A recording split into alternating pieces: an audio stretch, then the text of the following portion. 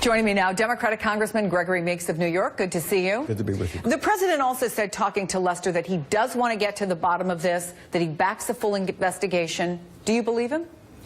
The dots clearly says no, that's not true. Firing the FBI director at this time, still saying and ignoring what over 17 intelligence agencies have said in regards to Russia being involved in this election. And still he's making these kinds of statements. It shows clearly that he does not want to get to the bottom of it, and in fact that he may be covering it up. I mean, I've got real concerns about a cover-up here. When you listen to what a criminal cover-up? A cover-up. I mean, when you are asking the FBI director whether or not you are involved in it, on the investigation, who knows what other conversations you have an attorney general who had to make sure that he recused himself, but yet still participating in this process. It then seems to me that you try to cover up one thing, one story from another. You to protect your individuals that you put into your administration. When you look at the investigation that's going on to Flynn and him saying that he has a lot to say, then, you know, the president seems to be nervous about that. And so I'm really, you know, that's why we have to believe we do have a constitutional question here. And why. So to get to the bottom of that, then, there's a need for a special prosecutor. That's what I want to ask you about, because clearly you're in the minority. Do you have a sense that Republicans are moving in that direction? Well, you know, I think that we all, no matter Democrat, Republican, or Independent, took an oath of office in regards to our protecting our Constitution and our country. And this is not about politics now. This is real serious business. This is about our country and how we are perceived. I've been on the Foreign Affairs Committee for a long period of time. I've got to see how other countries operate.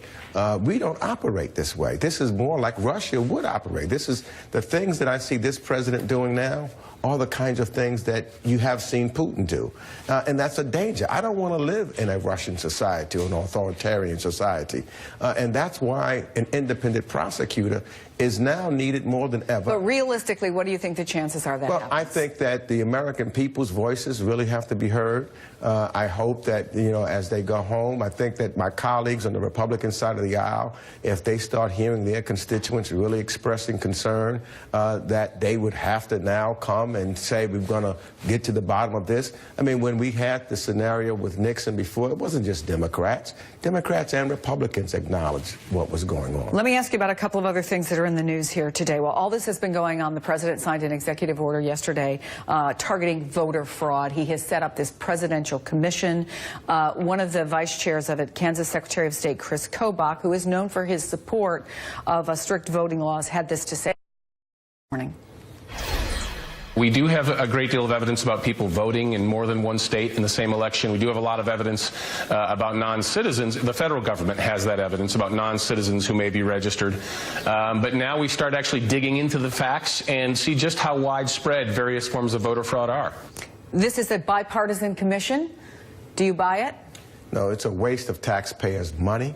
There's been looks into voter fraud before, and it's shown that after, you know, hundreds of thousands of people who voted, you might have found 5 or 30 cases or something of that nature.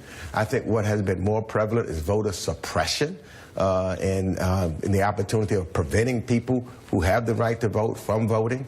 So again, it's a diversion too. You know, I don't think it was a coincidence that he's come out with this yesterday. It's a diversion from everything that's going on, and it just gives you, I think, more of a mindset of this guy who is still, the election is over and he's still concerned about the election and what people are saying, etc. I think he was upset with Comey, for example, when Comey said that he was mildly nauseated that his that he may have had a role in this election, and that set him off also. So he's a dangerous guy. Gregory Meeks, it's always good to see you, Congressman. Thank you for coming in.